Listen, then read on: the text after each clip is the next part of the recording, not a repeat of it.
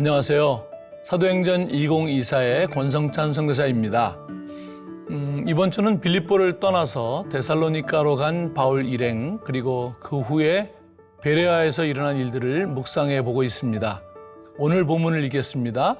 사도행전 17장 10절부터 15절까지입니다. 밤에 형제들이 곧 바울과 실라를 베레아로 보내니 그들이 이르러 유대인의 회당에 들어가니라. 베레아에 있는 사람들은 데살로니가에 있는 사람들보다 더 너그러워서 간절한 마음으로 말씀을 받고 이것이 그러한가 하여 날마다 성경을 상고하므로 그 중에 믿는 사람이 많고 또 헬라의 귀부인과 남자가 적지 아니하나 데살로니가에 있는 유대인들은 바울이 하나님의 말씀을 베레아에서도 전하는 줄을 알고 거기에 가서 무리를 움직여 소동하게 하거늘 형제들이 곧 바울을 내보내어 바다까지 가게 하되 실라와 디모데는 아직 거기 머물더라.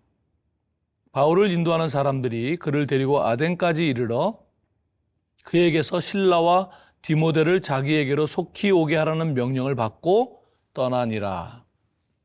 여기 형제들이라고 표현된 사람들은 바울의 복음 증거를 통해 믿게 된 사람들입니다. 이 형제들은 믿은 지 얼마 안 된 소위 초신자라고 할 수 있습니다. 하지만 성령의 역사를 경험했고 당시 여러 상황상 바울이 그곳에 오래 머물 수 없었기에 바울이 교회를 개척하고 그곳에 리더로 세운 사람들이 바로 이 초신자 형제들이었을 것입니다. 바울은 이곳뿐만이 아니라 가는 곳마다 이렇게 사람들을 세우고 떠났습니다. 그리고 그들과 지속적인 관계를 맺으며 그들이 스스로 성장하도록 하였습니다. 오늘날 선교 현장에서 흔히 듣는 말 중에 하나는 현지인들이 아직 준비가 안 되었다는 말입니다. 그래서 선교사가 계속 주도권을 가져야 하고 계속해서 재정 지원을 해야 하고 안식년으로 현장을 비울 수도 없기에 안식년도 못하고 계속 사역하며 더 나아가 은퇴 연령이 되어도 현지인들이 준비가 안 되어 은퇴도 못하고 선교지를 이양할 수 없다고 말을 합니다. 한편으로 보면 선교사의 헌신이 아주 높다고 볼 수 있습니다.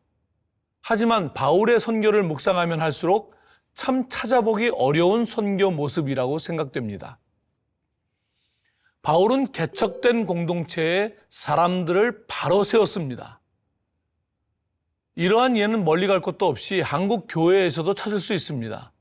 70년대와 80년대에 교회나 선교단체를 개척했던 사람들은 많은 경우 젊은 시절, 즉 30대와 40대였던 경우가 많습니다. 제가 섬기는 한국해외선교회라는 선교단체도 80년대에 지역교회 목사님들을 중심으로 교파를 초월해서 시작되었는데 당시 이 선교단체를 창립한 목사님들은 후에 한국교회의 리더가 된 40대 목사님들이었습니다.